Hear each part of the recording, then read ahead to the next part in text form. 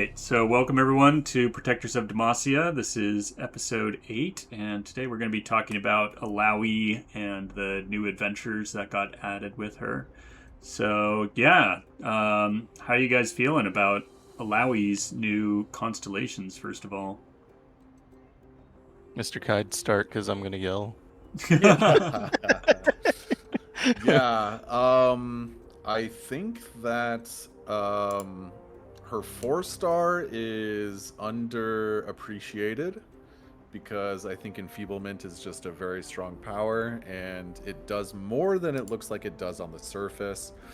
Now, I do agree with some of the sentiment in the community that it's kind of just like a weird addition, but in general, it's like a pretty good power. So yeah, It I is like one it. of the better powers, but it could have been a spawn power, which exists in like 4 other ways. So anyway, Agree. go It on. is a little weird. Partial rat Um, number 1. Go on. it's some damage mitigation, which she definitely has none of. She has no CC. Well, I mean, except for some of her spells, she has no CC, no removal, no utility in her kit at all, basically, except for enfeeblement, and everything else is kind of just like big tentacle smash.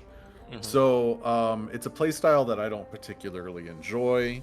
It's very, very like one note, and you kind of just like play Illaoi and win. Yep. And so, what I would say from my personal perspective, I think it's very boring.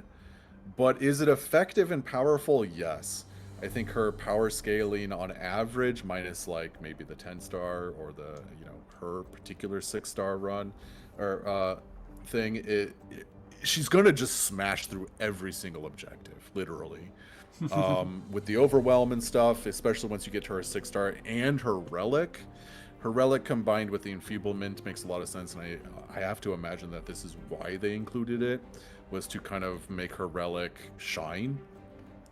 And for those that don't know, her relic is basically you summon or you spawn a tentacle, and then when you are blocked or you're blocking, I think, right? Also, when you're blocking, the tentacle smashes the opponent in front of you, basically. I think it's just when you're attacking the tentacles. Just when you're attacking? Okay. Yeah, it's not. So, yeah, when you're attacking, and then, so basically you could just smash the thing in front of you, and then the enfeeblement makes the, unit very small, and then your overwhelm just basically smashes face. So, if your playstyle is, I just want to smash face, and I want to smash it with like 70 plus damage, and just like win as soon as I drop my champion, you're gonna love Illaoi.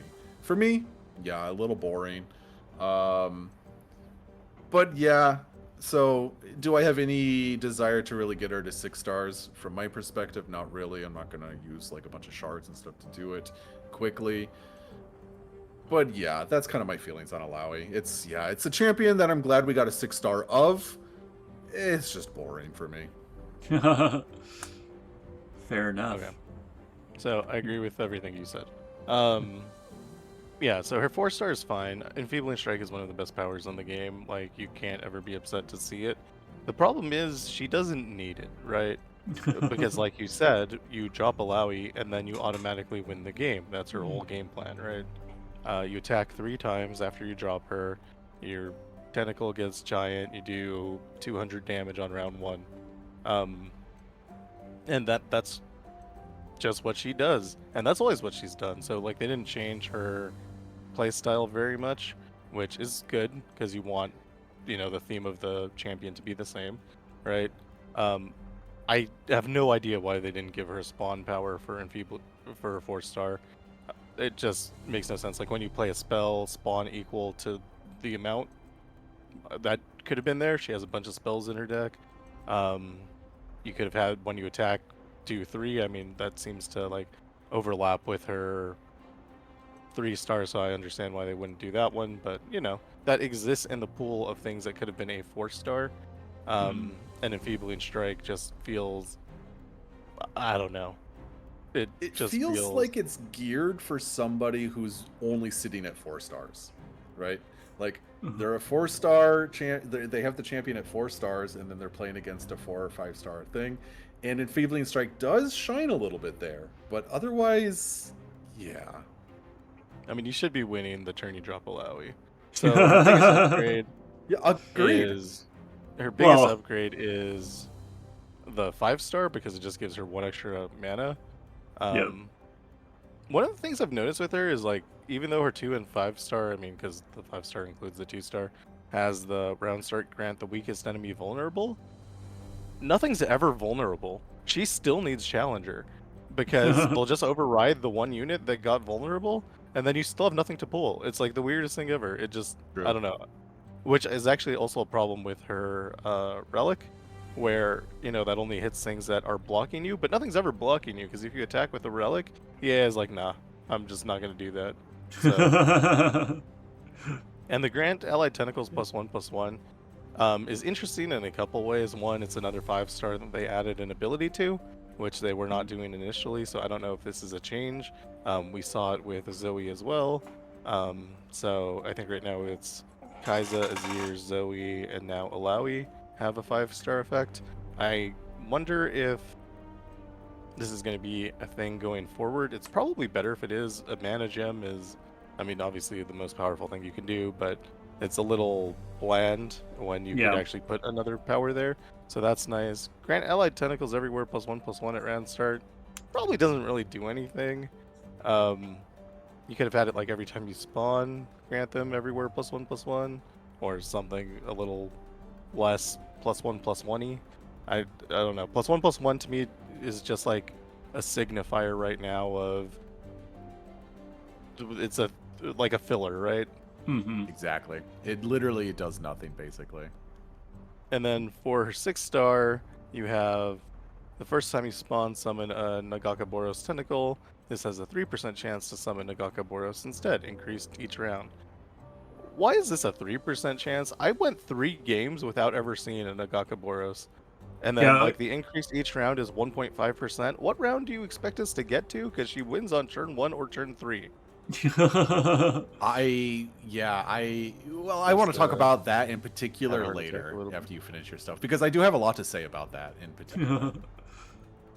Yeah. That, well. I mean- yeah. Sorry. Go ahead. Continue. Go on, Nazoric. Oh, I mean, the whole thing. I've played, what's it called? You know, I've only done a couple adventures with her because I've been playing less over the past couple days just because I had family visiting. But yeah, I have only once had Nagakabouros spawn in like all the. I've probably done like, I don't know, 20 or so things, like encounters, whatever you want to call them, and I've had it spawn once. So yeah, definitely very low percent chance that it happens. It's just sort of like, oh, this happened, all right. But yeah, it doesn't feel like it's the part you're relying on with that is just getting the extra tentacle, right? And the extra tentacle is good. Yeah, it is. But I don't think especially the for extra blocking tentacle- and stuff. I don't think the extra tentacle is a 6-star power, though, right? Like, you have Demonic Ascension on one hand, and then on the other Yeah. hand, you have 3/3 tentacle. That's ephemeral, so it just dies immediately when you attack with it. Yeah. And since she's a rally champ, you attack 3 times. It only works once. Doesn't it grow to the highest tentacle power or whatever? Yeah, but Yeah. you won the game on the first attack, so you only had 3.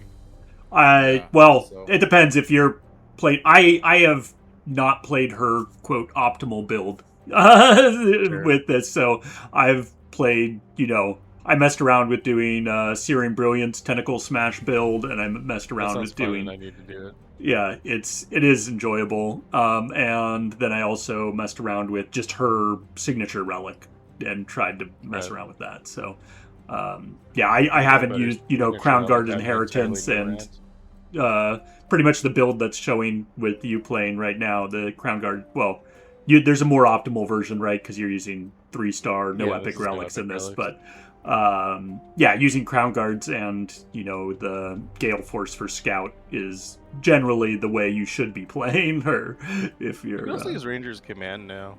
Oh, yeah, that's so true. that- Yeah. So that you don't, like, lose your Illaoi, which is nice. Plus, that gives her quick attack, so you sort of get a 2-for-1 with that. Yeah. And the Which quick is attack good. is nice. Yeah. We ended up, so in this run specifically, we used Storm Razor Relic for quick attack. Yeah. So that Illaoi doesn't die. We're just using that as a replacement for Death's Foil. And then we ended up still taking the Challenger power, so we would have a way to challenge because, like I said, nothing gets vulnerable. Right. And that's how we managed to, like, figure it out. But you're still winning the turn Illaoi drops. Like, even at 3 stars, it's just a matter of, like, keeping her alive while you're doing that. Right. So, yeah. But, I don't know. She's fine. She's always been a good champion. Like, Yeah. she was one of the stronger 3-star champions always, just because, like, when she attacks, even if you're not, like, doing, Crown Guard scout tricks, she still is hitting for, like, 40, 80 damage, right? Yep. Just because she gets the doubling from the tentacles, which is, like, just very strong. Yeah, agreed. So for her bonus stars, support champions have Seize Command. Seize Command is kind of awesome because it also has a tune on it. And they all spawn equal to your cost, so I think that one's really good. The tentacles have Challenger. Like I said, nothing has vulnerable, so Challenger is very good. And then it also gives you a way to keep your tentacles alive if the vulnerable hits something you don't want to hit, or you can remove a dangerous unit. I think that's maybe the best bonus star. Buru Look At has a Seize Command, or followers that cost 4 or more. That's probably fine, but, like, you usually win before you play a 4-cost follower. So, and then Tentacle Smash has Stopwatch. I don't know how I feel about that one. It's good for the Tentacle Smash build, but like, sometimes you need a passing move, and she does not have one. Yeah, fair. It's like, what I would like to Tentacle Smash targeting nothing, to just give them the action so that they can waste their mana. But now I can't do that because it's burst, and now I just have to hope they don't have an answer. yeah, fair. But I think overall it's very nice on defense. So yeah, I don't know. That I have mixed feelings on it. It's also like it doesn't synergize with slow and steady anymore, but that's fine. I wish that those nodes that give them Stopwatch. Okay, actually, I'll take that back. I wish Stopwatch let you pick the speed that you play the spell at. That would be interesting. Sick. Like a discover mechanic when you use it, you choose. That would get a little bit like that would sort of, in terms of quality of life, like the times when you're spamming a spell, you're like, I don't want to choose. I don't want to have to choose every time, But like sometimes you do want a slow speed, especially if you have like slow and steady the power, which is basically useless once all these things get burst speed, right? I like it. Those are my feelings on Illaoi. She's a powerful champion. She's always been a powerful champion. I don't think much has changed with her aside from getting the extra mana gem. Right. The 6-star is... I wish it were like a 10% to start and then like a 20% or like a doubling every round. That way on like round 4 you're guaranteed. Or if it was like 1% per power of your tentacle even, Yeah, that would be kind of cool. So that you can like scale it intentionally. And I also wish it wasn't like the first time you spawned every round. I just wish it was every time you spawned. Yeah, that you get an extra tentacle every time you spawn. Like, why not? Yep. Like, who's it hurting? Is there anything you want to add to Illaoi before I jump into this 6-star 3% rant I have? No, I'm good. Go on. Go Nazoric, ahead. Do you have anything? No, I'll have my own stuff I can go into. Go ahead. All right, let me jump into this 6-star 3% rant really quick. So, yeah, I actually think this is terrible design, just straight up. Okay, I think that percentage-based stuff that is below 10% in general is not even worth mentioning, and it basically does nothing, right? And all it does is it gives us as players a spot to complain. Now, True. I think that this perfectly highlights a situation where execution and presentation could have gone a long way. I 100% agree that the percentages of the spawn rate are, just abysmal. And like you said, you could basically go 3+ whole paths without even seeing it once. So I have this feeling that they wanted it to be this like once in a blue moon thing where you were like, oh my god, this is amazing, I got it, how amazing and awesome. The reality is that, yeah, when you do summon it, it's probably in a match where it doesn't even matter, right? Because Illaoi just wins it anyways. So, Right. okay, cool, awesome. I got it turn 1 and I won turn 1. Yeah, I was going to win turn 1 anyways. Okay, cool. Thank you. Yeah, so again, it doesn't matter. Now, if they had never said anything about it at all, and it was It this just showed up secret, sometimes. yeah, and it was a secret surprise where all of a sudden you're playing the game, and then all of a sudden you summon Nagakabouros, and you're like, "Whoa, what the hell just happened?" Imagine the Discord, imagine the community and Reddit Yeah. being like, "What the heck?" And now as a community, we have to figure out what just happened, and the devs are like, "Okay, here's the behind the scenes status and percentages of getting it and all this stuff." We would have no longer complained about it being useless, and we would have been like, "Hey, this is cool that it's like a secret thing that you can get." You see what I'm saying? And this is why presentation and execution are important. And in this regard, it's very important because now instead it's a part of the power. And we just go, yeah, thanks for giving us something useless. Now the power is basically just the extra tentacle, which, yeah, is kind of decent. And if you don't win turn 1, it does have some value. Yeah. Otherwise, yeah, thanks for saying 3%. And now I have something to complain about. If it was a secret, it would have been fine. If I the think you're percentages actually were right. different, it would have been better, right? I think you're actually right. I think if they had just said nothing, but like, let's say they say nothing. Do you think that 6-star can exist? Because that 6-star is not good enough to be a 6-star. I think that's why they included it, because they were like, in reality, I mean, in reality, the 6-star is good enough. Why? Because it just helps Illaoi smash, and that's what she does, right? If In it was reality, not she doesn't even ephemeral, need a 6-star. if it was not She does ephemeral, not I need would a- say yes, it's good enough. But Sure, since it's absolutely, it's right? I an think even ephemeral if it tentacle. wasn't the first time, if it just said Yeah, that would also when you work. spawn, summon a Nagakabouros tentacle, I think that's just good enough. Yeah, Sure, yeah, yeah. that would be good. In my mind, it doesn't make a difference because she's smashing and winning anyways, right? Sure. So, like, it's kind of a moot point. Yeah, okay, we smashed a little bit harder. Instead of getting, 80 damage, we did 100. Okay, thank you. Yep, awesome, right? Yeah. But I do agree that they probably included it because they probably felt like the power was lacking, right? They probably were like, hey, we need a little bit something else to make it special, right? And instead, they gave us this 3% thing where everybody's like, what the hell is this, right? Yeah. It's just what is going on. Now, if it was a secret again, it would have at least made the community be like, hey, actually, this is kind of cool. It's like a secret thing. We don't have this before, right? Right. And when you do get it, you go, oh shit, I procced the secret. How cool is that, right? And Yeah, it's like the Heimerdinger cool. thing. Exactly, right? He has like one thing where he gets like plus 100, plus 100 or something. Yeah. And Exactly. he has one where you get all the keywords, and like just sometimes it happens, and you're like, what? Yeah. Right? You were like, holy cow, this is crazy, right? Because And we that's don't know, probably like- on like a 1% chance, you know? Yeah. Right, exactly, right? Which is funny because I feel like I do see those more often than probably the Nagakabouros. Now, to be fair, I don't have her at 6 stars, so I don't Yeah. know. But I will say I've asked my community about it, and a lot of people are basically like, yeah, it's kind of whatever. However, there was one person who was like, I got it twice in one fight. Oh, What? That's insane. That's probably really How did they not insane, already right? win in the first? Yeah. You know, In- you can stall for spawn. And that's what I was gonna say. In theory, you could stall for spawn, right? Yeah. You could technically be like, yeah, I'll just, control Illaoi and spawn and wait until the Nagakabouros spawns. But yeah, I mean, let's be real. You're gonna be waiting like 10 rounds plus. What's the point, right? It's a 1.5% increase per round. That's I know, so it's crazy. bad. It's so Is it? terrible. It's only It's so 1.5 per terrible. round. It's not 3% per round. Yeah, it's 1.5. No, it's 1.5. Wow, that's crazy. So By the like, turn you you don't win, you even have a get 6% 10% by chance. round 5. That's insane. I was assuming It's that it was going to be 3% per round because they don't say the It percentage. actually or something. shows you on the power list what Oh. your percent chance is. It increases.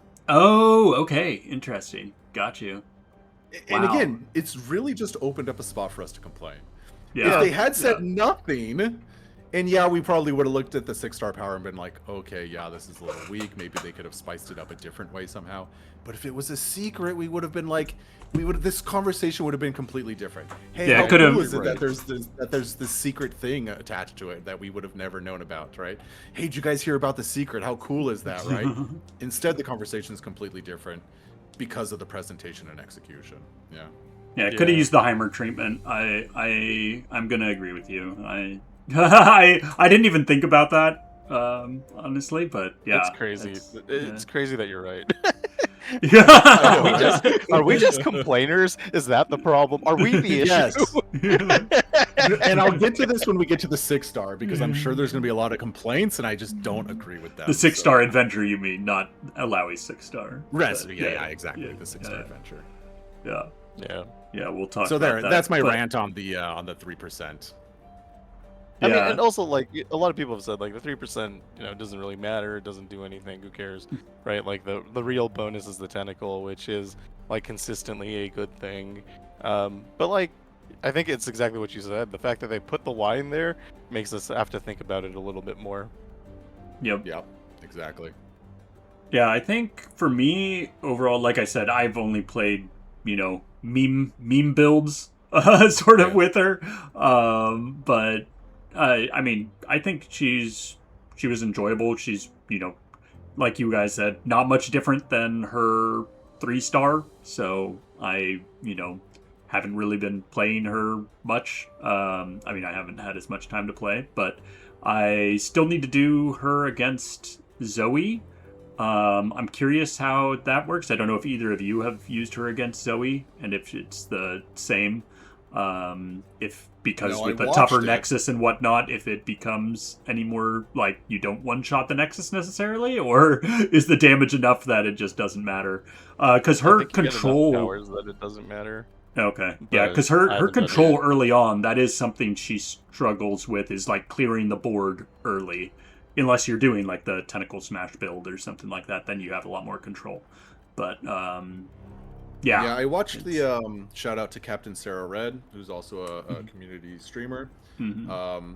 Basically, I watched her do the Riot full build run through in the 10-star. I watched the second half of it, and it was basically like, yeah, the landmark didn't matter at all. The vulnerable does kick in a little bit more, allowing her to grab more things. Because there's always something for it to hit.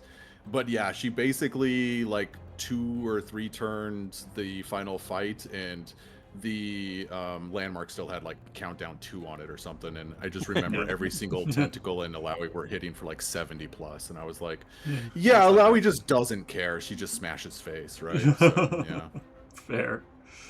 Yeah. So in that regard, yeah, I think she's she's fine. I personally, like I said, I didn't think about the whole thing with the passing in terms of her. I really liked her Tentacle Smash becoming burst, because I was like, ooh, I love my Searing Brilliance, so I want to use this, and this makes me want to use it. Whereas when it's a slow spell that you're duplicating, it becomes really annoying to spam it out a bunch of times. So yeah, I enjoyed that aspect of it, but beyond that, yeah, she's fine. She is what she is. I think her Relic is lackluster. I don't think it's that great. I mean, it's I personally, if I wasn't buying the battle pass this month, and I was like, I still want to support the game, so I'll buy the Relic for that reason. But if I was being more conscious with my money, I would not have bought the Relic, because it's not really useful. I haven't theory crafted anything with anybody else.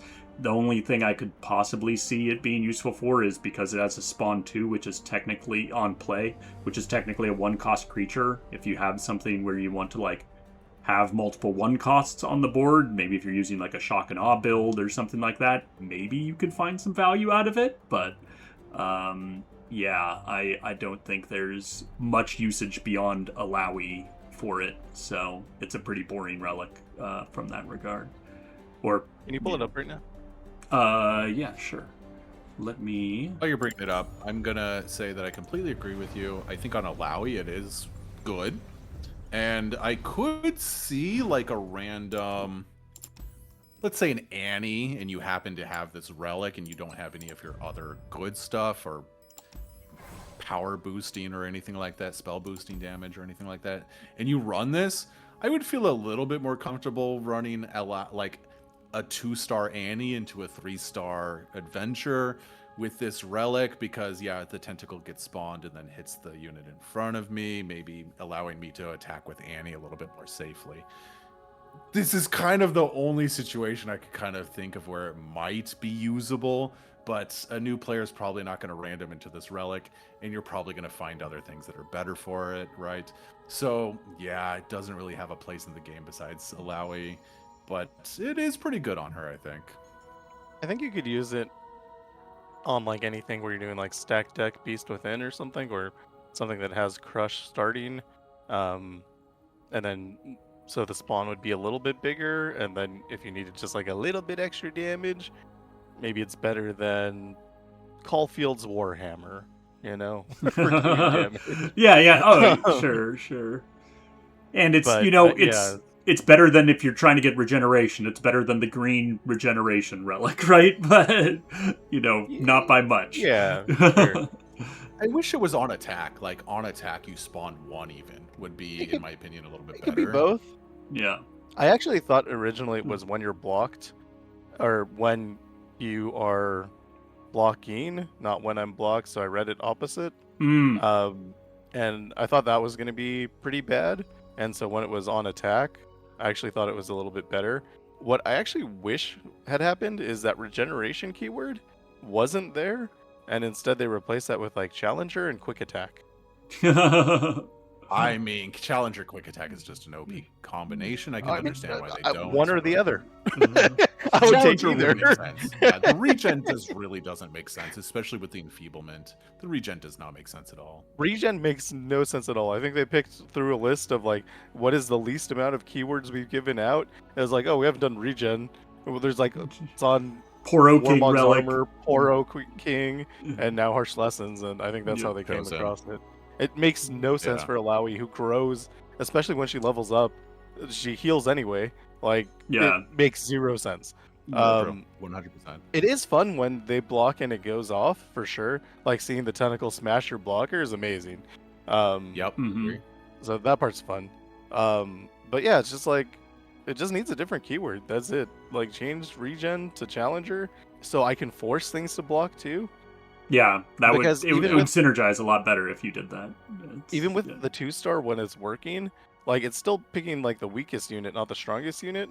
So like, maybe I want to tentacle smash the strongest unit because it's dead anyway, right? And that Right. damage doesn't like True. overwhelm. So why would I ever want to hit like the weakest unit with it? And I can't challenge the bigger unit because somehow Illaoi has no challenger. And I don't know. Just put challenger on that relic and it's amazing. And instead it's like fine. It would make so much more sense too, right? Like you challenge the thing that you want to get tentacle smashed. Yeah, it makes common sense. Agreed, Yeah. 100%. That's why with this build was running Celestial Staff for Challenger. Because the vulnerable is not reliable enough. And you're like, I'm using Celestial Staff. I'm like, why? Can you even heal? They're like, for Challenger and Spell Shield. I'm like, okay, yeah, this makes perfect sense, actually. Because she wants Challenger and Spell Shield. Yep. Yeah, She agreed. just wants to not be removed from the board, and she wants to attack things. That relic gets two keywords. Why can't Harsh Lessons get 2 keyword? Yeah, and it would be so much better on other people too, especially at lower levels. Because even if you just have a spawn 2 that constantly is smashing the thing in front of you, you could utilize it to good effectiveness. Yeah, like 3-star and below stuff, right? Now the other champion you can actually use it on is Nami, except Nami doesn't want it. Yeah. But like, she spawns, so she has ways to spawn. She also inherently makes her units bigger, so that tentacle will be giant. Yep. She can't attack normally because she only has 3 hit points. So Oh, I guess she's also Yeah. what am I doing? Yeah, she's here. Yeah, because her starting deck, she has Aya Nagakabouros, and she has Answered Prayer. and she has Answered Prayer. Yeah. So yeah, she has 2 ways to do it. and she grants things bonus stats when she plays spells. Yeah, like I said, she doesn't like being blocked. It makes her useless because she doesn't boost herself. Mhm. So you could use it there, but then it's Nami, and it's like, why would you ever do that though? Yeah. I mean, now you got me theory crafting in my head about a possible spawn build with Nami. So, maybe. Is True, it going to you be could do it for the good? memes. You could do it for the memes. Yeah, for the memes, for the memes. I mean, it would probably be good. It's just 100% not better than what she's doing normally. Yep. Right? Yeah, fair. You either have the one-shot build with like Hymn of Valor, or the stall until you can play infinite spells with Chemtech, Grand Generals, Echoing Spirit, and Yep. like, yeah, neither of those want Harsh Lesson. And both of them would really still prefer Harsh Lesson to have Challenger on it. Yeah. Yeah, true. 100%. Yeah, I did. So- It was interesting. I just for people's knowledge, may already be aware of this, but the what's it called? Secret technique does work with her. On the spell spawn. On the spell spawn. So if a tentacle is already on the board, it will effectively double the amount of spawn that you get from spells. And also, I found out, I didn't realize it at first, but Get Swole, it actually triggers per instance of spawn. So if you have a spawn 2, Get Swole gives you +4/+4. If you have a spawn 4, it gives you +8/+8. So, plus you That's get the actually spawn I didn't itself. know that part. So, like, spawn 4 gives you a total of +12/+12. That's insane. I didn't know that either. Which is crazy. Yeah, I didn't realize. I was like, holy shit. My stuff's growing There's gotta way be a bug. faster I with wonder Get if they'll Swole. patch it out.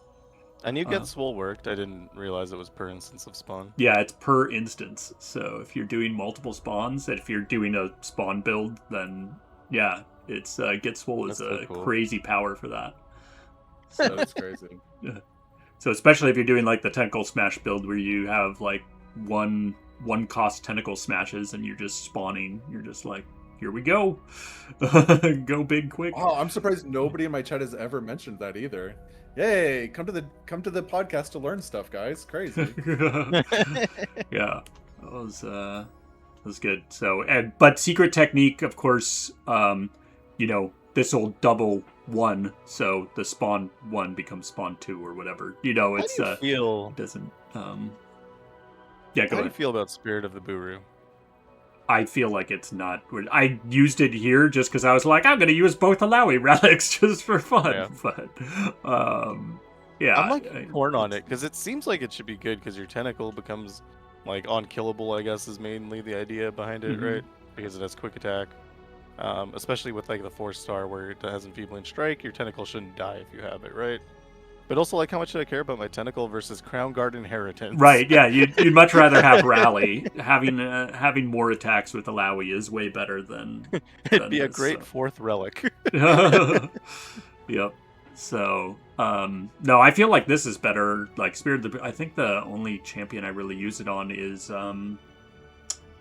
what's it called? Yumi. Or maybe do I use it on Poro King? I might use it on Poro King. And I use it on Yumi. Yeah.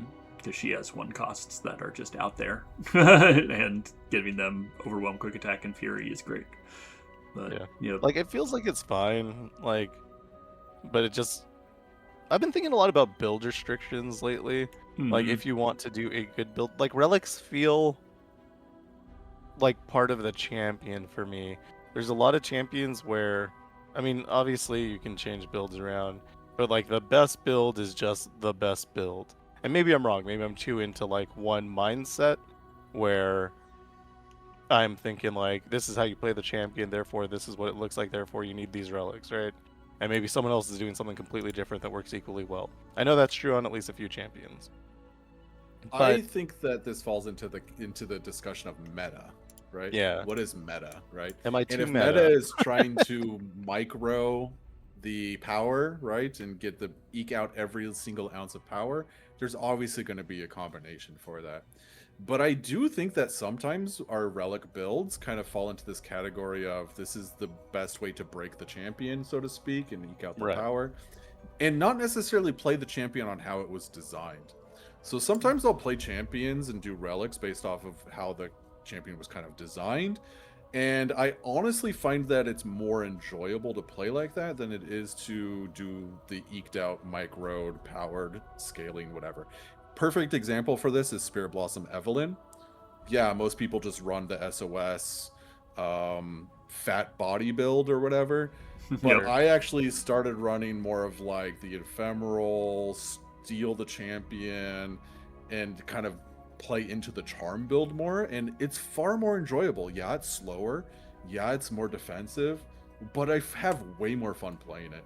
So there is this random thing that I do sometimes where I'll just random relics onto a champion and just see what kind of like powers or different ways I have to like play the champion differently to kind of play with the different relics. So I do agree, but I think it's more of a conversation about meta and microing the power than it is about like, are you stuck in this build or not?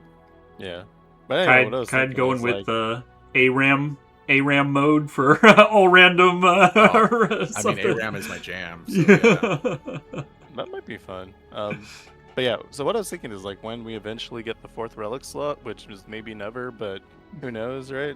I think it'll open up like a ton of just like build diversity, but also obviously we would need much stronger adventures to justify a 4th relic.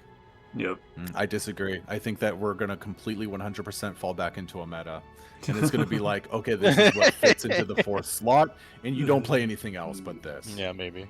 Yeah. I mean, it might always just be that. I think I'm I hoping think it's that's not, pretty though. much always the case. Most likely. I think Illaoi is like one of the champions that has actually multiple builds. Most of them are trying to do the same thing, but Yep. she can do it in like a number of different ways, which is kind of nice. Pretty much like, all you're- builds rely on getting her out, though. She's not a champion that can, like, Yeah. I can't think of a good build with her without getting her on the board. Yeah, she I'm does kind of nothing without her surprised on to the board. see.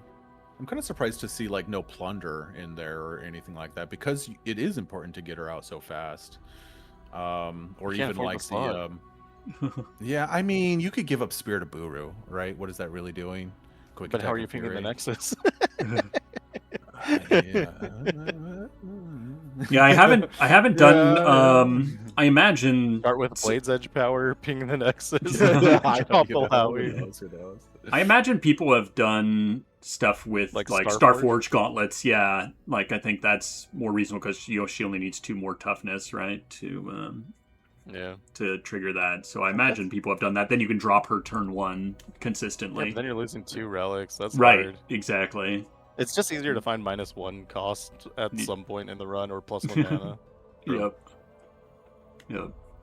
Like, Hmm. again, if I'm giving up Gale Force for, Starforge gauntlets or something, that feels really bad. Yeah, you're actually losing a ton of power, right? Yeah. Yep. Because, like, the thing is that the more times you attack, the better it is. Yeah. It's not like yeah. you do the same amount of damage every time. You do increasing damage every time, and it's a ton of increased damage every time. Yep. Yeah, it's crazy. Yeah, that's how you get those like 70 attack smashes, Yeah. right? Is by attacking like 2 times, right? Mm-hmm. Yep. Yeah, so But if yeah, I don't know. you're trying to play her optimally, you can use cheap relics because you just need Sure. Crown Guard's Inheritance and Gale Force. Gale Force. You're good to And go. remember, if you don't have Gale Force, it's available only in the Emporium. There's a relic there for 500 Stardust, sometimes 300 if it's a common.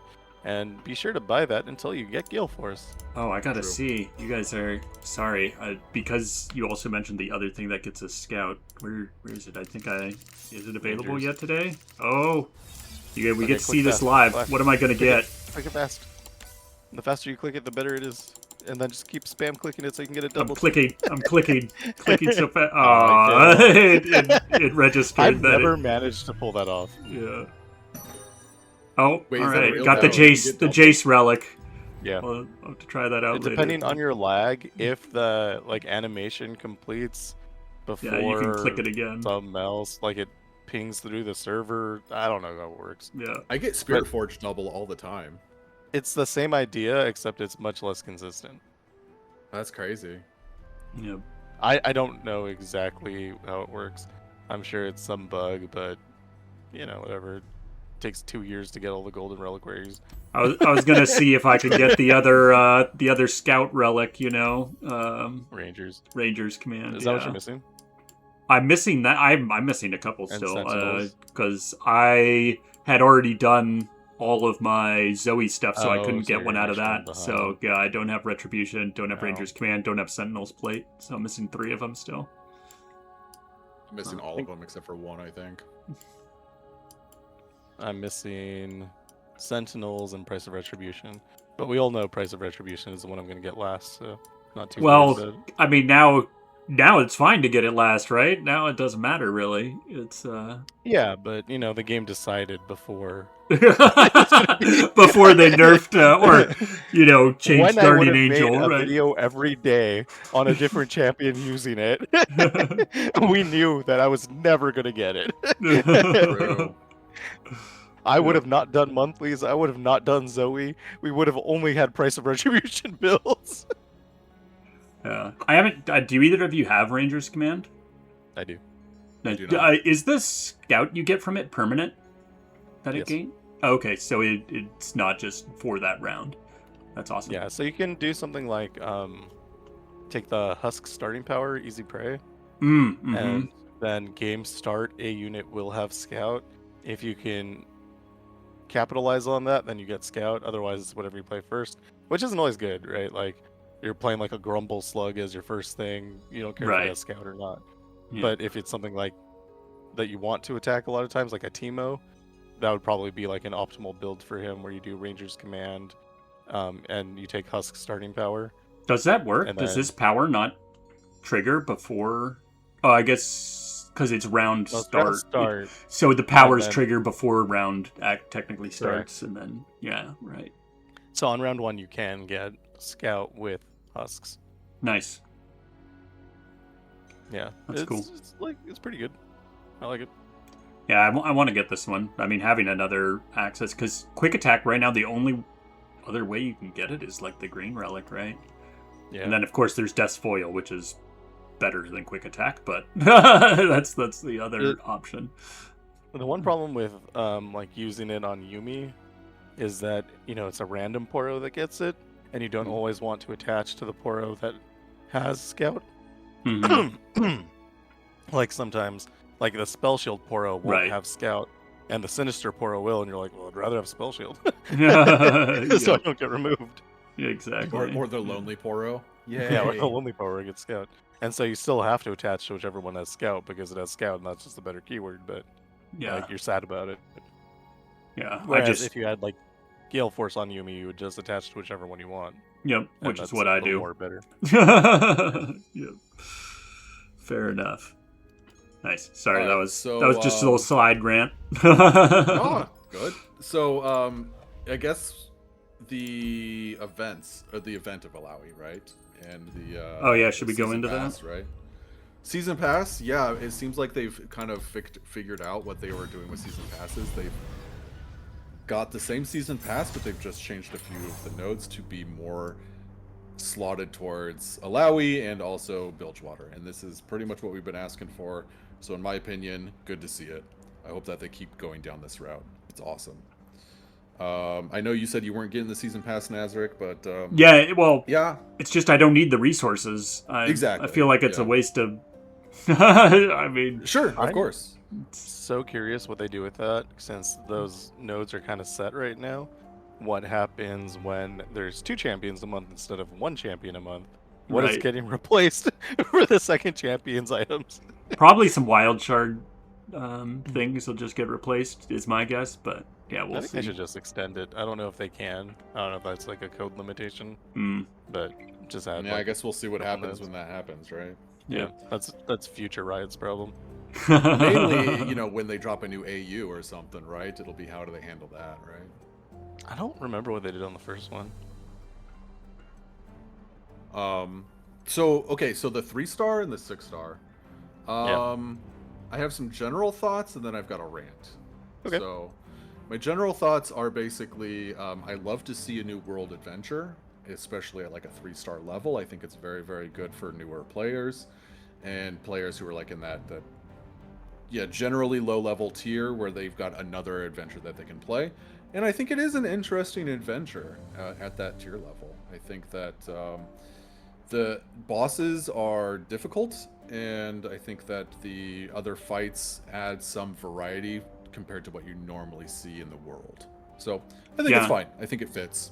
I really like that they added a optional second mid boss. I think that's a cool thing because they haven't, to my knowledge, I don't think they've done that in any of their adventures. They've done things where they have a quote elite fight or whatever that leads to a power, but they haven't done it as another champion encounter, right? Yeah, that's cool flavor. I really like the added elite being another quote unquote boss fight, right? I really like that. I also like that it's early, right? It's the second fight. It's so early. Right? It's crazy how early it is. And to compensate, we don't see this a lot, but it is in a couple of adventures. We get the support champ and the power back to back before we go into the adventure. Usually you get the power, then you fight, then you go support champ, right? Thank God for that, by the way. Agreed. And you definitely need it going into this elite fight, right? So big fan of that. Really like that. I love that the elite is early. I love that it's another boss fight. And it feels like a good fight, right?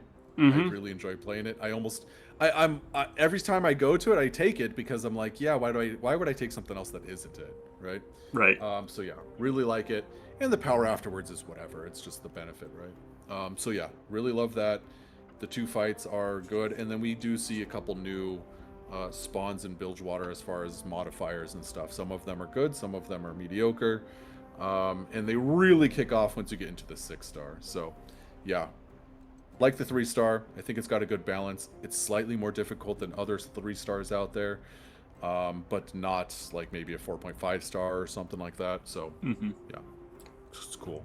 Yeah, I haven't done the 3-star version yet. I still need to do that. I just haven't had enough time to play. So, but yeah, I took 3-star Illaoi into it. Nice. And yeah, with no other things, because I just had her at 3 stars, right, as we all did basically, and I just took her into it to see how it was, and yeah, I mean, she dominated, especially with the Gale Force, Death's foil build. But yeah, she completely smashed it. But it was a good time. Now for the 6-star. Yeah, I think it's, in my opinion, I actually enjoy it. I think it's good, but it is weird. And it's weird because the two boss fights are very difficult. And when I say difficult, I mean that fast. If you basically don't win or have a dominating, commanding board or whatever by turn 2, you lose. So it's weird because every single fight that isn't the two boss fights, in my opinion, feel like a 5-star or a 4-star fight or something. Like very usually easy, no issues, smashing through them, and then you get to the Illaoi fight. And every single time I faced Illaoi, except for one time, I lost the first fight. And had to do it again because I was like, I wasn't ready for it. I was like, oh shit. Sorry. I was like, oh dang, she just killed me or whatever, right? Like, holy cow. I'm not I wasn't thinking about it, right? I wasn't ready, and so it caught me off guard and I died, and okay, now the second time I know what I'm getting into and I beat it, right? And then I get to the final fight, and the final fight is literally, if you don't have a very specific way to stop Nagakabouros or stop the tentacle from being huge or something, you're gonna die, just straight up. There's nothing you can do about it because they're attacking with a full board of 50/50s or 40/40s or something, right? Yep. And you just kind of go, well, okay, I guess I die.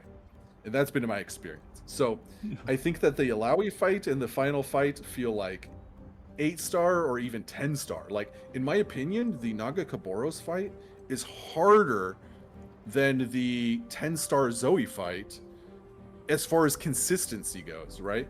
Like, the 10-star Zoe fight has more ways to kill you and more CC and stuff like that, but it at least gives you a turn or two to kind of get it going usually, right? Well, you have time to prepare for the fight, right? You have a ton of stuff to gain power, right?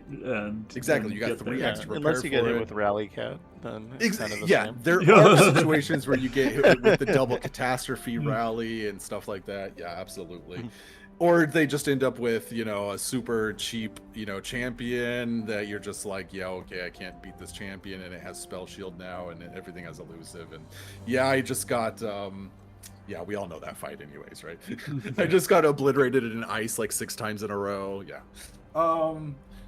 So, but in this fight, it's consistent. Turn 2, if you do not have an answer, you die. And I think that's where a lot of the complaint comes from. In the community, from what I've heard, is basically like it's very unfair and OP and not even fun to play against, and basically if you don't have the perfect setup, you're just gonna lose. This is where I kind of disagree a little bit. Oh, go ahead, Daya. Yeah, there are 3 solutions. One is you find a way to get rid of all of your hand, which most champions cannot do. The second one is you find some sort of like capture. And the third one is the hold them off power, which is Frostbite round start. Completely nullifies the adventure. Like the entire adventure. If you just start with Frostbite at round start, none of the tentacles ever have power, and nothing does anything. True. Yeah. Nice. So I think that this is basically the complaint, right? Is there's only like 3 or 4 solutions, and if you don't find one of those solutions, you lose. And this is true, right? If you don't find one of those solutions, you lose, or you have to FTK, right? If you can first turn kill, and it doesn't matter anyway. So like I played Spirit Blossom Master Yi, I was able to first turn kill. I got like just 30 of my own units of like things because I had the doubling dice on the spell power that buffs, and basically I just kept getting multiple of those because every time you play one, you play another one, and then you get more, etc., etc. So I got lucky there, and I FTK'd. But I was like, I don't know how I'm gonna beat him turn 2, right? You have to find a power or a spell or something that has some sort of answer, because they do not give you a chance to respond on turn 2. They play. They just open attack. They play, and it feels like they play like 4 cards, and you can't respond. And then next thing you know, they're opening attacking with Nagakabouros, and everything is 45 overwhelmed tentacles, and you have like 1 unit on board. They play 6 cards. Okay, cool. Yeah. It definitely feels like the hardest 6-star adventure we've seen. Well, not because of the adventure itself, but because of the Nagakabouros fight. Like, yeah, and that's what I'm saying. Like, that is like a 10-star fight. Yeah. And the rest of the whole path is like 4 stars, in my opinion. It's not hard. It's nothing. The rest of it, actually, never go up. As long as you never go up, it's fine. If you ever go to like the C's voice, you're gonna lose. That thing's insane. Oh yeah. Okay. Well, because this gets overwhelm and stuff like that, and extra power. Yeah, because they drop. You don't care. You just throw like a 1/1 blocker at it. Right. But it turns out once it's a 50/50 that doubles in attack. And has overwhelmed because they drop this guy, whatever that character is. Yeah. I had Morgana, so I just stun locked it, right? As my support champ. So I was like, okay, I don't really care. I'll just make it so you can't attack anyways. But yeah, again, and I actually feel like that's a good test fight for the final fight, because if you can deal with that, you could probably deal with Nagakabouros. But yeah, I agree. It's meanwhile, very, the bottom very tough. path does like literally nothing. Yeah, so true. So yeah, it's very weird. It's a 6-star adventure, but all of the fights leading up to it are like 4-star in my opinion, and then you get this 10-star fight at the end. And I can understand why people are upset about it, but also I just go back to something I've said in the past, is basically we have a bunch of decks that can first turn kill, that can basically just be overly OP. How do we counter that to make a difficult fight? And I think that Riot is doing the best that, or Legends of Runeterra is doing the best that they can to try to create these difficult situations. And some people aren't happy about that, but yeah, again, in my opinion, if I'm just gonna play a thing and just win instantly, it's not hard or difficult. And I see this more as like solving a puzzle, and also through your drafting, a little bit of RNG for sure. You got to hope that you get what you need in order to beat it, and if you don't, you lose. And I think that's just part of the path in general. Complain or don't complain, but yeah, we have OP decks. We unfortunately also have to face OP fights. And my question to all of the people that always complain about this OP, you just insta-lose mechanic, yeah, what is the solution, right? If you can come up with a better way to do it, I'm sure Riot would love to hear it, or Legends of Runeterra. But otherwise, like, what are they supposed to do? If we FTK, right? I first turn killed with Spirit Blossom Master Yi. How do they combat that, right? Like, what are they supposed to design to create a difficult situation? I think they have created a difficult situation here. Yes, it's punishing, and yes, there's a very high chance you lose. But yeah, what other way are we going to experience difficult content? I don't know.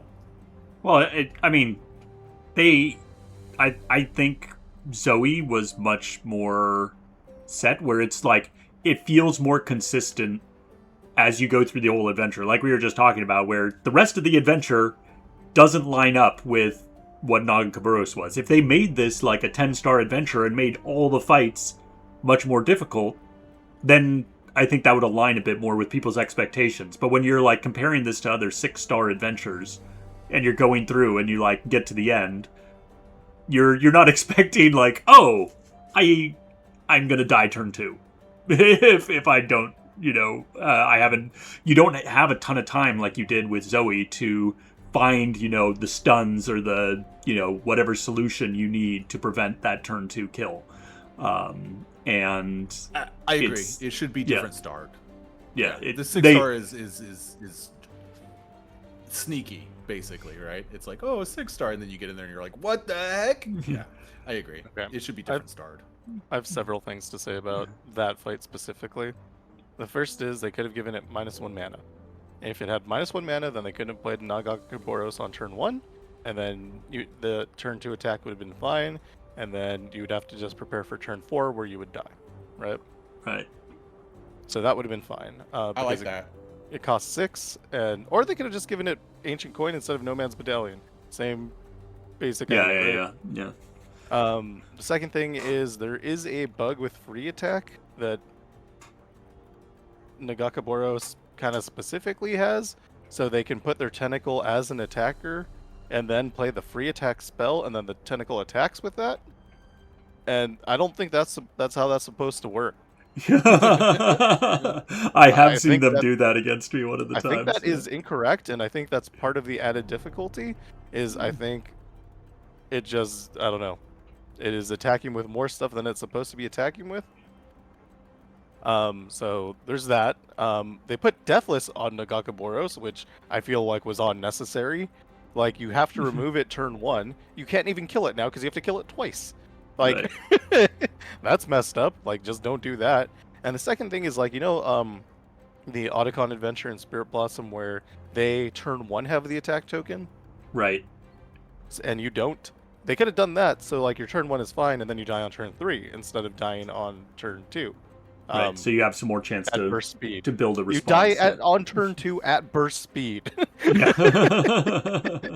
You do raise good points. They could have mitigated it some. I like the coin suggestion. I like the removing the Deathless too, honestly. If they just did those 2 things, the fight would feel much more balanced. Yeah. Yeah, and then I think it would be fine. And also I think the rest of the adventure should be like a little bit more difficult, because it's like not. It's just not. Which is, I don't know, I guess fine, because I'm only going to do it 5 times and then I'm never going to look at it ever again. Yeah, I only had, I think, one time... Because of the end boss, I'm never going to look at it ever again. I did have one time where I lost to Illaoi. Like, I lost my whole run to Illaoi because I screwed myself over by taking Trifarian Might, and I was playing Pike. And I was like, oh... oops, everything, all my stuff becomes ephemeral. The second I toss it down, it strikes and dies, and I have no blockers. And then she's just like, and I'm Illaoi. I'm going to attack you. I was what an interesting mechanic, too. Yep. I always forget that all of my stuff is ephemeral, and then I play it and I go, oh. Oops. It's cool that you get your champion on board, too. Yeah. Because that's fun, just to have. And then you realize that Illaoi has Tidal Invocations. The Tentacle Smash has refill mana, and she has 4 of them. And then there's also 5 copies of Illaoi. So she actually has 8 Tentacle Smashes that she can just use and to remove your champion. When I was playing Nami the first time, and I wasn't really thinking about it. Like my Nami showed up on board, and then it got removed, and then I played another one, got removed. And I was just like, oh, okay, I just can't ever win the game now because my Namis are dead. And also, you Yep. don't have extra copies of your champion yet because it's like an Yeah, early mid-fight. fight. You Yeah. haven't gotten your champion item chest yet. So it was just, I like how they set it up so that Illaoi is just like basically challenging your champion and then smashing it. I think that's Yeah. full flavor. Yeah. And this is usually what catches me off guard. I'm usually like, I knew that the fight was this, but I wasn't thinking about it, and then I just play something like turn 1, and I go, right, I forgot. You're on autopilot. And then you just lose, right? Yeah. Yep. But then her deck, so like I have her deck list, right? I went through and checked it all.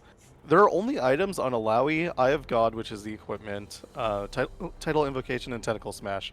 So of the, I don't know, 12 cards or whatever, 11 cards that she has, 7 of them don't even have items.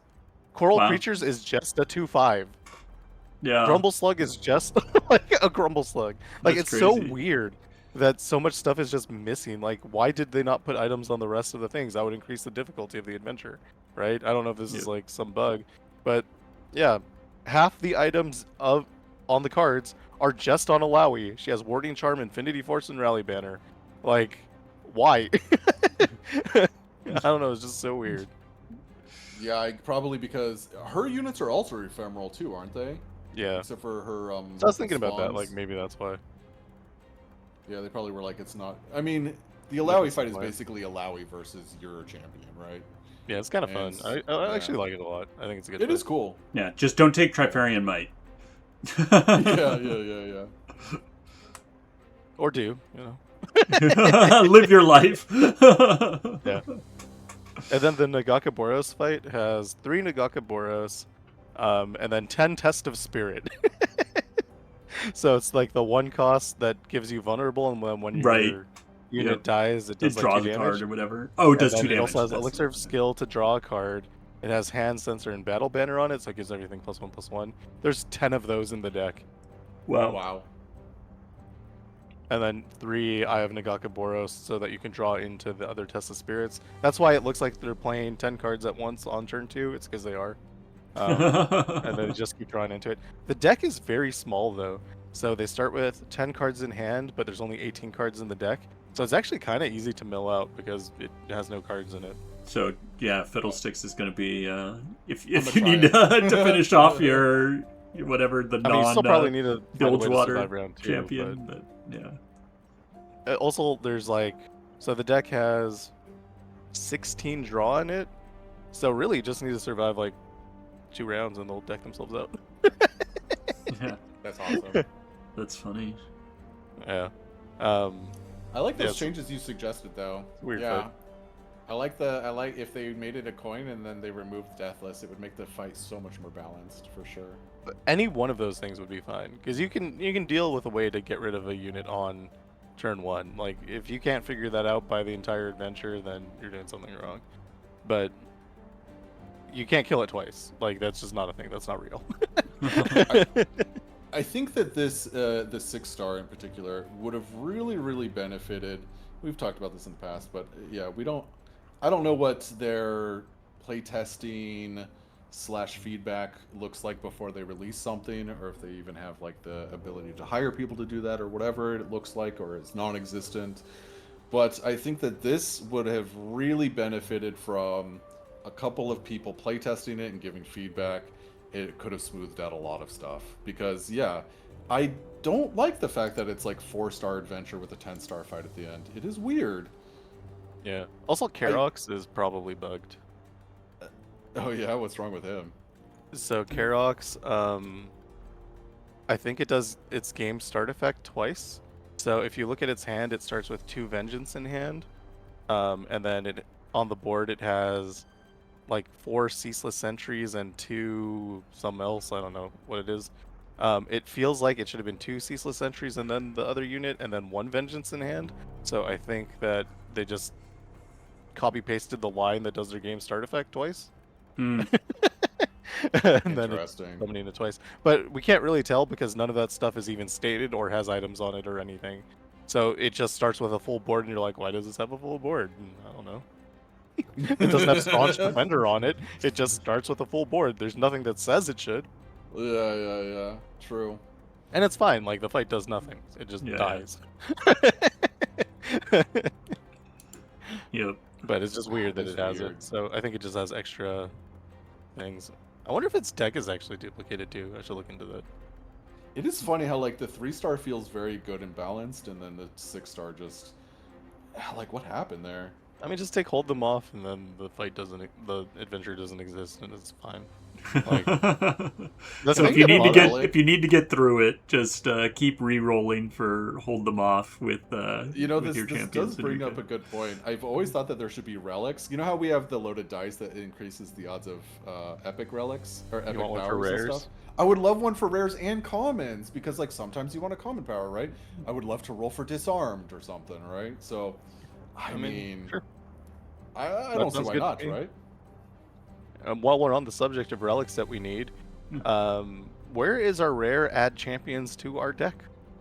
We have the Chameleon's Necklace, Echoing Spirit. Yep. Can you get the middle ground so that I can play it in the 3-star no epic relic video? Because he wants more tools. Chameleon's Necklace. Give the man more tools. So and that seems like a great rare too. Like it does, yeah. So true. It just seems reasonable. There's nothing wrong with it. Yeah. My biggest problem with this adventure though is the winning requirements for rewards. You have 4 Bilgewater champions. Yeah. Which honestly I don't hate. It is weird because like most of my Bilgewaters aren't 6 stars, so like it's very tough for me to actually do this and complete it. But I feel like I'm okay with this. And in the future, if they wanted to release more stuff like this, I'm actually okay with it. But with that being said, I think that the adventure should then also be balanced off of the requirements. Yeah. And I feel like the Bilgewater requirements and the kind of stuff you need to beat the adventure do not go hand in hand. It's fine. You can do it all at 3-star no epic relics, but like sure, but it's still weird, right? Like it is weird. Most of the Bilgewater champions besides Twisted Fate are like aggro-y, right? Like not really big on the whole like control / capture / whatever. You're usually stacking damage and stuff, which it works very, very good up until the final fight, and then you just die because damage. You can't out damage that, right? Basically, unless you FTK. So I do think it's kind of weird that, I feel like they designed this and then they attached the Bilgewater, but they didn't like balance it off of the requirements, Yeah. I don't know. I don't for what I do, which is try to teach people how to do it with less. Having all in the same region is really hard because there's not usually in a region 4 good champions, right? Mm-hmm. Yeah, for sure. Like there's 2 or 3, but I mean this one we figured it out mostly because they gave us the support node second, before any fights. So that means you can do Infinite Katarina, you can do Condenser Infinite Rally.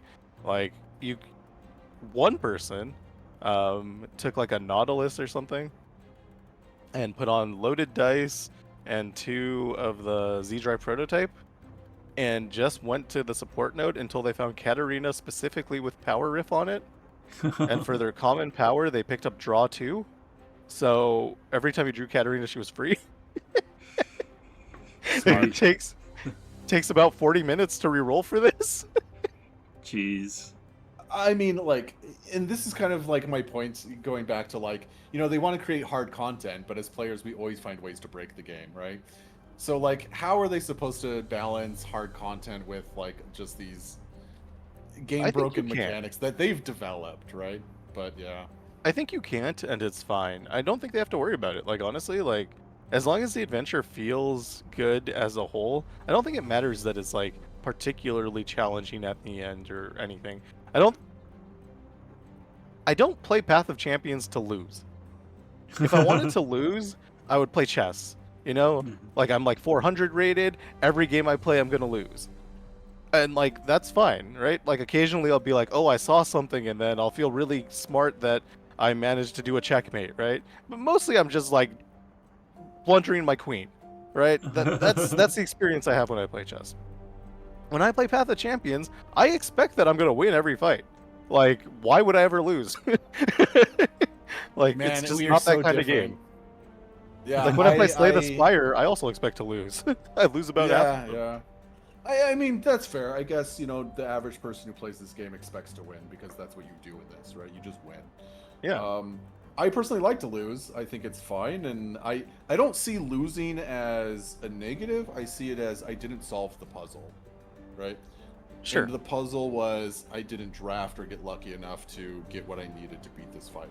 I lost the first time because I didn't know what the fight was. Now I know what to expect. The next time I go into, I know what I'm looking for to draft. I know what I'm looking for to try to break the game or beat it or whatever, right? So I don't see it as like necessarily like, yeah, it's overly difficult. Like you said, one power basically nullifies the whole fight, right? Like That's annoying too. Like, why is one power nullifying the whole adventure? yeah, I mean, this definitely falls in the category of not good design, right? So, yeah, I have listen. I'm not saying that this 6-star in particular didn't need more cook time. It did. It definitely needed more cook time for sure.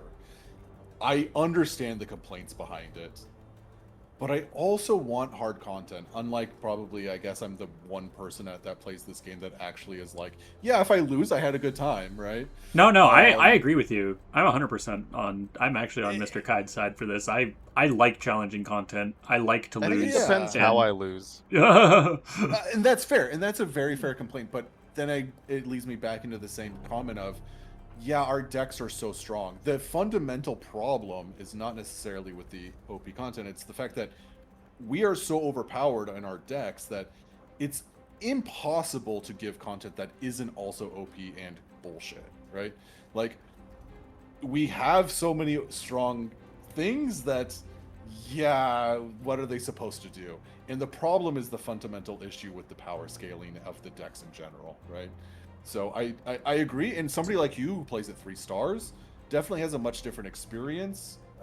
Your content is 3 stars, right? Obviously, you have your other account too, but so well, the 3-star content is very different than the 6-star content for sure, right?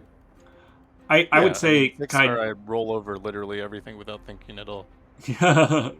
yeah.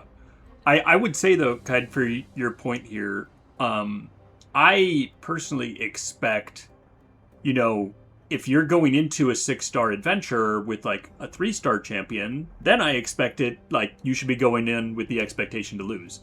But if you're going in with a 6-star champion, this should be in general considered, if you're a decent player, this should be you're probably gonna win. Like that should generally be, and that's what it's been for most other 6-star adventures. If you run into a 6-star adventure with a 6-star champion, you are probably going to win. That's sort of the expectation that's been set. I agree. If you go into a 10-star adventure with a 6-star champion, then maybe, you should have different expectations, even though you still win a lot of the time against a 10-star. I completely agree. And I do think that this is 100% just misstarred, right? I think that this should be restarred, and I think the other fights should be retuned. I think this should be like an 8-star fight. I think this is a 4-star adventure with a 10-star boss. Right. Yeah, Exactly, I agree. right? I agree. I think it should 100%. be rebalanced completely, and it should come back as an 8-star fight. The other fights should be brought up to a higher difficulty, and the 10-star fight should be mitigated slightly, and it'd be cool as a 10-star, right? Or as an 8-star. I think that would make a lot of sense. Let's throw the coin in instead of the medallion. Let's take away the deathless instead of the, and that would bring the power level of the final fight down considerably, enough to make it like an 8-star, and let's bring up the rest of the fights in difficulty, and let's have an 8-star adventure instead of a 6. I would be totally cool with that, and it would meet the expectations a little bit better, I think, too, right? I don't know. The whole thing just feels like off a little bit. Like, why are there no items on like half the cards? Like, just put some items on them, and then the adventure is harder, right? But I mean, Yeah, like, and to that your would bring point, it up, right? For sure. to your point where we FTK, so what can you do about it? I don't think there's an answer. Like, I can always Infinite Katarina, you can't stop me from doing that. Like there's, except if you put like Lysandra power or something, where Yep. if you play it more than 3 times, there's a problem. And even then, I'll find a way around it, right? I'll just take a 1-star champion with Star Gem or whatever, or 1-cost champion with Star Gems, and there's just no way you can stop. Like, if someone is really committed to cheating the adventure and not playing the mechanics, they're gonna figure it out, right? I agree, 100%. And I think I you just have agree to that they ignore the shouldn't. outliers. I Like- agree that they shouldn't necessarily find a way to stop this, right? Because you're basically saying, let's stop your fun, right? I agree. Yeah. They should not necessarily find a way to shut down every single thing. But I do want difficult content, and that is a hard thing to balance with our power levels, right? So, I don't know. I don't know what the answer is. I don't have an answer for it. But I think also... Zoe did it really well. Yeah. To be honest, like the whole adventure feels kind of difficult, probably because of the friendship and the poros. Like there's always a full board, so you're never safe. And then if you ever leave one thing alive, they all get stronger forever. So I think like the difficulty feels like you just never feel like secure, but Right. also you can't usually FTK because of the landmark, right? So you do have to take like it at a slower pace. I think it did it really well at just slowing everything down, and like I just don't think they can do that for everything, and I don't think they should either. I Like, agree, 100%. The 10-star they cooked. It actually is very it's good. so But good. I also remember when the 10-star first came out, the same complaints I'm seeing about this, we also saw about the 10-star. The 10-star is bullshit. It's impossible. I can't believe that they came out with this. It's so not even fun. I spent 3 hours to get to the final fight and I died. What a waste of my And then time, I right? lost. Yeah. These were, and I still see some of these, right? It's such bullshit. I hate it. It's the worst thing ever. This is a general consensus in a lot of the community that the 10-star is terrible. And I completely disagree. I think it's very so good, good. right? Yeah. And then we get this. And I think that coming after the 10-star where we did see, honestly, like, I think a pretty decent display of difficult content. And then we get this, and it's like, what is this? It's a 4-star fight with a 10-star boss. Why? It doesn't make any sense. I think Zoe has a little bit of an effect too, where if you go back and play anything else, it doesn't feel hard. Like I've been doing some like 6.5 star Aurelian Soul to like level up, and that was hard. You know, that is a difficult adventure, and I'm like throwing on like 2 or 3 consumables for XP on it, and I'm just like breezing through it like it's nothing, because I don't have to worry about killing a unit every round, or else everything is more powerful forever. Things have a reasonable amount of hit points so you can kill them. Like, I think Zoe just warps your mind on like what difficulty is in this game. Well, to be fair, Which is for Aurelian Soul, you still got to watch out for Victor. He will still clap you if you. True. Even he's not as bad as Rally Cat. That's fair. Yeah. Yeah. But yeah, I mean, I don't think the adventure is bad. I think there's some very cool things in it. Like you were saying earlier, I love the gangplank into power. The Illaoi fight is super cool. Again, there's like a pretty high discrepancy of going up versus going down in terms of challenge. Even like the first one, if you go to like the Beast below or whatever, versus Jagged Butcher can capture you. Beast below does nothing. It just like actually does nothing. Beast below. And then like I don't even know what is up because I've never not gone through Gangplank. Like, Yeah, same. I've only ever gone through Gangplank. Yeah, I want to fight the hard boss in the middle, right? Early, of course. Why would I go anywhere else? For sure. Yeah. So yeah, there's like 2 fights that just don't even exist because Gangplank exists, which is like fine, I guess. I mean, this could be said with anytime I see an elite, I take it, right? So Yeah. there are many adventures where I'm like, yeah, I haven't even experienced this half of the adventure because I'm obviously going the elite, right? It's So, like Lysandra. No one's ever gone middle or down. You just go to remitter every time. Oh, I've gone down a bunch of times. Are you kidding me? You're a crazy person. I either go down. I don't go middle. That's fair. But Okay, sure. Down has more powers. Up has remitter. So it kind of depends on like what you're trying to accomplish there. Yep. But I feel like if you go down, you were strong in the first place. because otherwise you weren't allowed to go down. Right, yeah. No, Fair.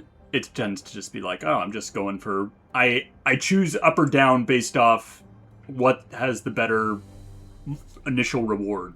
Oftentimes is what I And choose. there's like Howling Abyss also on the top path, like before you get to the mini boss. Yeah, Howling Abyss I've is never way gone harder than Poros, in my opinion. Way harder. Harder than 100%. everything. It's harder than Lysandra. Dude, Yeah. whenever I see Howling Abyss at like 6-star or above or anything like that, I'm like, okay, I have to Just take like, this nope. very seriously. Yeah, it's very difficult. Yeah. Yeah. You got like All Things Grow Cold, where like the stats are doubled on Howling Abyss, and we're already doubled because everything has Black Cleaver on it. And it's just like a 90/90 with Overwhelm, and it's just like, why did I go here again? And also the champion. Yeah. It's good. Yeah. You Lysandra know, I also will a great say- adventure, by the way. What's that? Lysandra is also a great adventure. Yeah, it is. Yeah, 100%. Yeah, the Lysandra adventure is great. I even like the Swain one that they came out, or the Yasuo one, the other 5-star, is also pretty good too. Dude, Yasuo one is endlessly frustrating for me. Just all your units are stunned all the time. It's just like, Yeah. this is not fun. That's fair. Yeah. You know, I will say though, with this 6-star and stuff, I like that they are. It feels like with the 10-star and with the 6-star, they're kind of getting out of their comfort level a little bit and trying to create just different stuff, which I do appreciate as a player. I think that before the Zoe fight, a lot of the stuff was basically felt very, very generic and the same, except for maybe an event difference, right? TFT a little bit different, the gimmickiness there, but and also, you know, the drafting, etc., right? So besides the events, now these aren't technically an event, right? These are like world adventures. It's permanent, yeah. Yeah, as world adventures, they definitely feel a little bit different. The Fiddlesticks fight felt a little bit different. The Lysandra fight feels a little bit different. The Aurelian Soul fight feels a little bit different. And now we have this one, and this one is definitely a little bit different, especially with the 2 boss fights. And the 2 boss fights definitely make this whole adventure. And I do like, even though this one maybe fell flat a little bit and people hate it, etc., whatever, I like that they're trying to come up with different content that might be interesting, right? Because that's what I want. And not every single one is going to hit, right? I mean, to be fair, I don't hate the adventure. I still think I just want it to be more consistent. But yeah, I agree. Yeah, I agree. And like you said, I'm glad they're trying different things. I'm glad they're looking for ways to challenge people. It's good to experiment. You can't always expect, you know, to knock it out of the park every time. And it's good to, you know, take things back, say, okay, you know, what should we do differently next time? But to what you were just saying about the event versus, you know, permanent adventure stuff, I am a little, or maybe this is another topic, but it feels like, you know, after 1 or 2 days, already out of stuff like, yeah, I still need to finish up my 3-star adventures, but that's only because I haven't been playing like all week. I did my Bilgewater runs of the Illaoi of the 6-star one, and that's it. But I feel like there isn't much more to do. I'm just like, okay, wait another month, I guess. And yeah, it just I don't know. Yeah. Just No, getting I'm 2 with adventures feels very, very lackluster on that side. Like I'm planning out my videos for the month, you know, and I'm like, Right. am I gonna just have to have monthly challenge videos as like a standalone for a day? Normally I do them as like an extra because they get no views. I But mean, so I yeah. usually put a different one up top, like in the morning, and then a monthly challenge at night. But I think there's just nothing to do, so I'm just gonna do monthly challenge videos as the main video, and I'm already done. Even at 3 stars, no epic relics. You know, I have one more to do, like a different Bilgewater. I think it's gonna be Misfortune. Maybe I'll try a Twisted Fate or something. But yeah, that's it. We're done. Yep. It's Yeah, this was The what I 7. call, you know, in anime we call this a filler episode, right? Like, there's not a lot here, but it is something, and yeah, and you know, last month really wasn't. I mean, last month was Spirit Blossom, right? And if we really think about last month, that was also kind of an escape, I guess you could say, from content. They basically just re-released what they already had and just added more rewards. I mean, I thought last month was pretty good, honestly. At least I thought in terms of re-releasing an event, I thought they did it better than previous re-releases of events, and they did a lot of like sort of making up for what they had done with Spirit Blood. Like, you got to get all your Spirit Blossoms pretty much all starred up from it. Like, it's... Oh, 100%. I thought it was great. Last month, I have no complaints about last month. Okay, but here's a question, Nazoric. How much of your feeling that it was great is based on that you weren't able to play for 2 weeks? It was 2 weeks worth of fun, and no denying that. I actually really like the Spirit Blossom re-release. I'm glad that it's in the game. I love that I got to 7-star all of my Spirit Blossom champions. Like, I think it was great. I also think it's like, well, I don't want to say it's a fun adventure. Ada Spirit is just like a terrible node. I completely disagree. Completely, but we talked about this before. Yeah, we've talked about this before. But I think there was a lot to do, and you got to try out. You basically got to play 6 new champions because you didn't have the resources to play them before. Yeah. No, it's true. Yeah. It's absolutely true. So that was really fun. And you are right that I did take half the month off as well because I had a bunch of friends. I think you just played too much. That's the problem. That's the real problem. Yep. The Spirit Blossom event was good, right? But it wasn't "quote unquote" new content, right? It was true. Yeah, re-released content, and really the longevity of it is the fact that there's 50 different resources to unlock, right? Like, that's massive compared to any other event. So it felt like there was a ton of content there because it was so massive, and it is massive, right? And it did give, especially for newer players too, it gives them introduction to 6 new champions, and all of the champions are fun and unique, which is great, right? So I do agree, Spirit Blossom content is amazing, right? And they did give us a lot, really good. But it still wasn't that much, right? Like, it was Spirit Blossom again.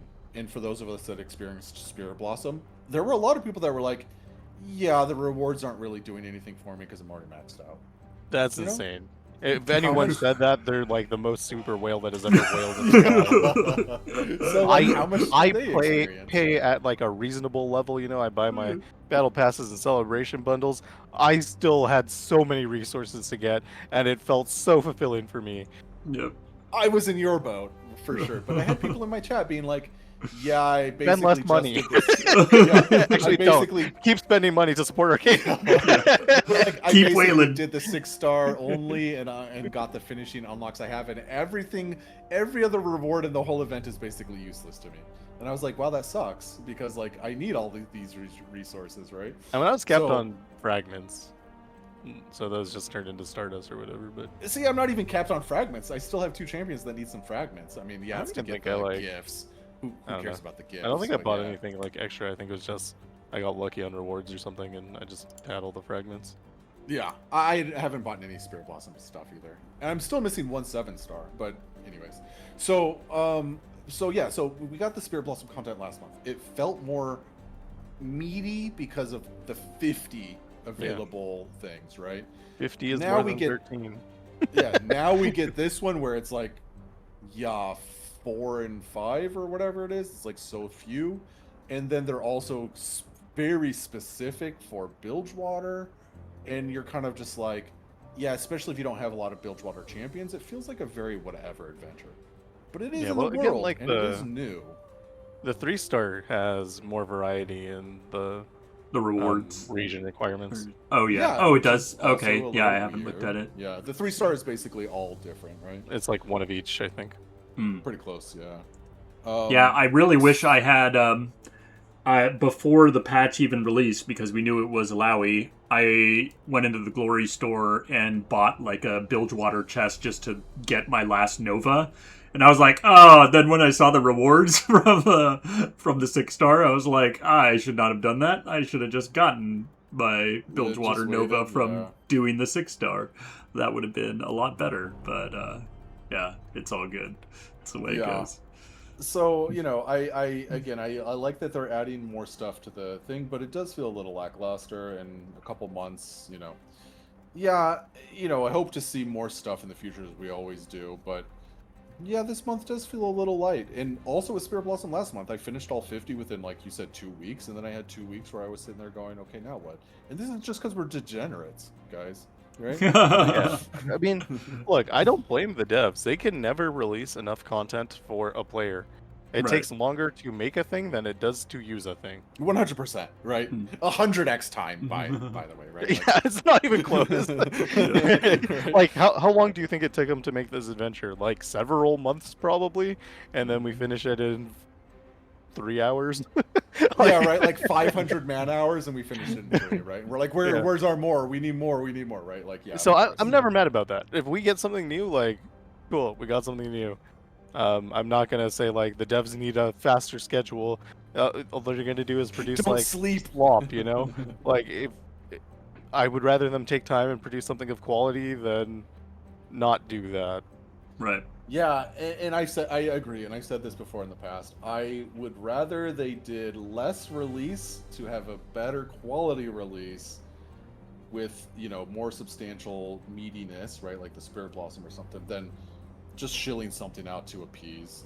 But at Yeah. the same time, imagine if we just got 6-star Illaoi with no other content released with it. Yeah, been the much worse. community would be like, what the hell is this?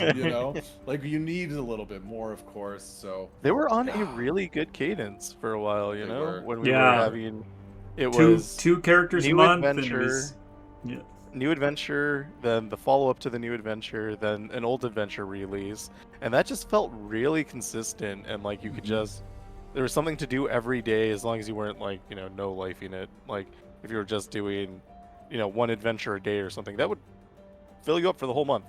Yeah. And you got the Yeah. 2 champions, so you could even do it twice if you wanted to play through with like the different champions. And I think that was such a good cadence. And this is just Yep. I think that's the problem, just like knowing the other side and then coming into this, because there's a lot of games I play where there's like an update every month and it's an hour.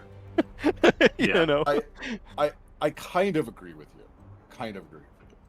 I agree that the cadence release was cool, but at the same time, I thought lots of other aspects of the game were lacking. And I think that some of these aspects turned people off. For example, bugs, especially visual bugs. We went like 3 years for them to not have the rewards bug fixed visually, right? There's Where no you would bugs in get the the game. I don't know what you're reward, talking about. you would get the reward, and it would like not fit on the screen, or it would Oh, be yeah. like not existent. Right? You remember like the that? silver reliquaries that were like Yes! Super small, and then for a while Yeah. they were so big they didn't even fit on your screen. yeah. Yeah. I complained about this, honestly. That in, didn't a bother me. survey. I was like, the game doesn't look finished, right? You want to tell me that the game is finished and it looks like it's still in early access. This is a problem, and it looks like shit. And how many times do I play a game in a match and I have a floating card or a card whatever, Okay, that one's right? actually bad, yeah. You know what I'm saying? Like, we've gotten a lot less. These bugs are not as persistent. Yes, they're still there. Yes, they do pop up every once in a while. And for some reason in Spirit Blossom, they're like even more prevalent. I don't know why. But like, the game, believe it or not, a lot of these visual bugs have been fixed quietly. And I appreciate that. And yeah, has it come at the expense of, the super cadence of content being released? Yes, it has. But personally, I'm glad that the game is running smoother and that it doesn't look like early access shit, because it did. And it made me mad, because I was like, why would I want to keep coming back to this game that is a buggy mess? No wonder people are here not playing, because they play it and they go, what is this, early access? It looks terrible. No. Playing So I'm cards is glad fun. that they're spending dev time to fix this other stuff, honestly. I come back to the game every day because playing cards is fun. I don't even care which cards I'm playing. Yep. Yeah, and I said this in my stream earlier. I said, I look at Hearthstone, right? I check out a stream of Hearthstone, and I'm like, God, I yeah, hate that game. visually it looks terrible. Like, the game did not hold up well visually over the last couple of years. It I looks. mean, it's been really, around really longer bad. than some of the people playing this game have been alive. Like, Sure, of course, right? But visually, this game looks so much better, right? And Yeah, so, like, freedom. I'm happy that, again, I want them to keep fixing the bugs. I want them to keep making the quality of life better. Oh my god, what I would give for a UI update. Holy cow. It would be amazing. Oh my god, this game needs a UI update so bad, a UX update, a quality of life update. It's so bad in many different ways. But, love like, the menus. oh my god, folders and folders and folders. I said it before and you thought it was funny, but yeah, the game UI UX is designed by a developer. And if you know coding and you know what I'm talking about, it 100% is, but it doesn't mean that it's user friendly or even looks good, right? So yeah. Right, like I also, when I set a filter on my champions, I don't want to hit the back button and then the filter disappears. Come on, please, can we fix this? It's Dude, I'm just glad there's a search button. Like, Yeah. I'm good. They gave a There search was a button. time I'm where good. these. Honestly, do you remember the time where these filters didn't even exist? Right? Yes. Like I do. Yes, right? I do. Yeah, It wasn't that long exactly. ago. And this is my point, right? I'm glad that they're spending resources and development time to make the quality of life in these areas a little bit better, and to do things like more Relic releases, right? I was really, really excited when they released the 6 new rares and 6 new epics. That was really cool. I would like to see I more still stuff hope to like get to that. play with some of them one day. Yep. True. I got Yeah, another so, 3 months. Yes, we don't have the upfront, like, I'm gonna consume it and eat it. The updates are not as consistent as they used to be with the 2 champions and the event and etc. etc.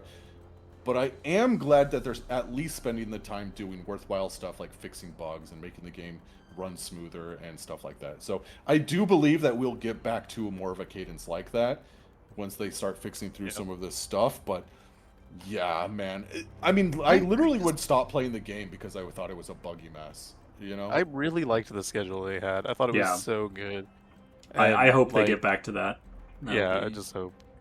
I mean, I get they're going through some stuff, but Yeah, ultimately, if they had a bigger budget and a bigger team, none of Yeah, they could do exactly. it all, right? They It could is do what all, it is. but It is what it is. Yeah. And the game consistently gets better. Let 100%. as much as I complain, which is kind of the point of being here, is just to talk about it and mostly complain. I'm not gonna sit here glazing.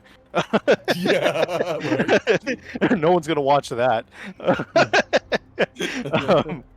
But the game, it consistently gets better. Every time, every day, it's better than the last, or every update, it's better than the last one. Yeah. And, Yeah. yeah. I tell people all the Except for the time, one where they nerfed Guardian Angel, that was the worst month. But whenever somebody comes into my stream and says this game dead, I'm always like, yeah, I don't know who you heard this from, because this game is in the best state it's ever been in. yeah, Genuinely. and imagine you're a new player coming into this. You have what, 400 hours worth of gameplay at least? Which Oh, you Nazoric got does way in a more week. than that.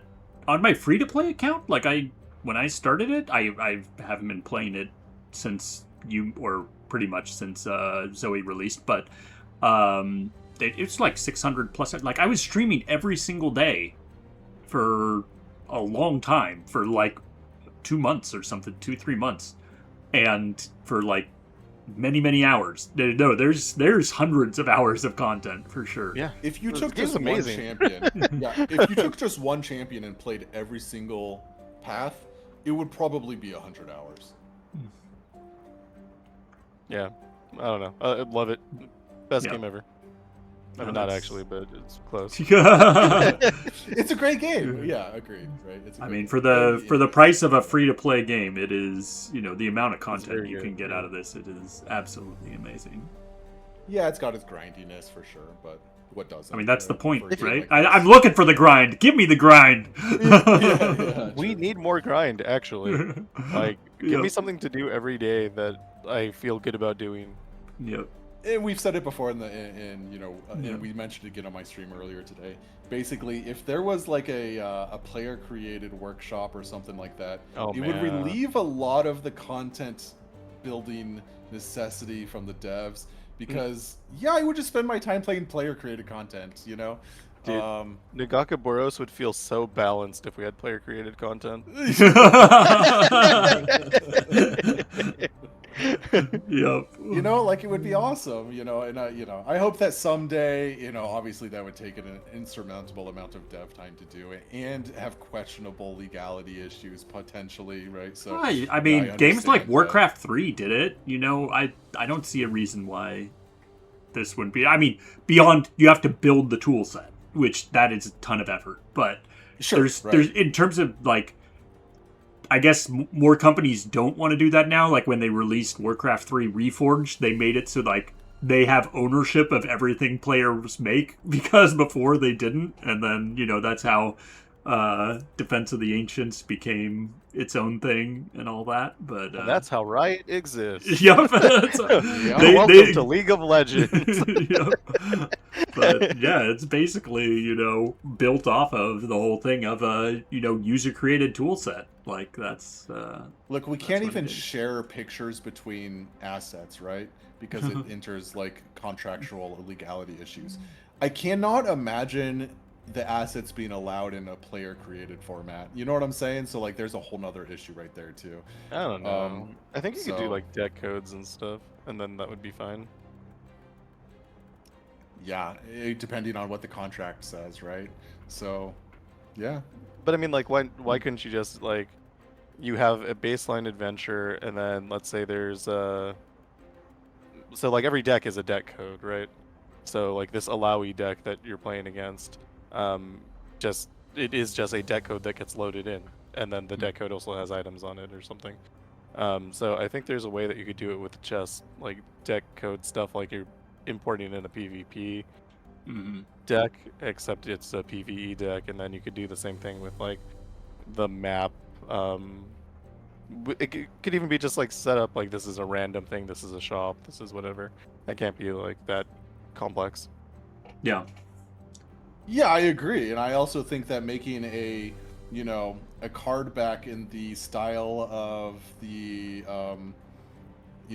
Constellation is not that hard either, but apparently it breaks all kinds of contractual.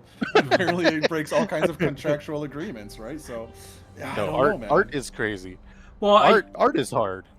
But yeah, like I think what Dai was at least the piece of like people being able to create their own adventures, right? Where you're just like, create a deck list, like not modifying any of the cards, not modifying any of the, creating new items or anything like that. Just give people the tools to, use the existing stuff and like create their own adventure type thing. That would be sufficient for a lot of people like to create interesting things. Like you could upload like a CSV file or something that says like Illaoi, Warding Charm, Rally Banner, Infinity Force, and then and then like a quantity or something, and then you just upload that, and then you'd have an adventure. True, I agree. I agree. It's definitely possible, right? I don't know, whatever. Anyways, I guess that's about it, guys. We've digressed into all kinds of stuff. How long have we been going? Way too long? Almost an hour and a half or something like that. I told you guys I wasn't going to go 2 hours. You let me go 2 hours. What's wrong with you guys? I like talking to you. Who else am I going to talk about this game to? Dude, but I got to get off. I need to eat. Okay. We'll let you eat. But it was good chatting with you guys. I hope we get more juicy content next month. Hopefully it's not another just two adventures, but we got to let those devs get up to speed, get all that going. But yeah, we'll do the champion tier list next time there's a dead. Oh, that would be fun. Draft our champions again, like the relics. Like the relics, yeah. If you had to be up for that champion, or even if we just like pick a champion and then we all argue about whether it should be S tier or F tier.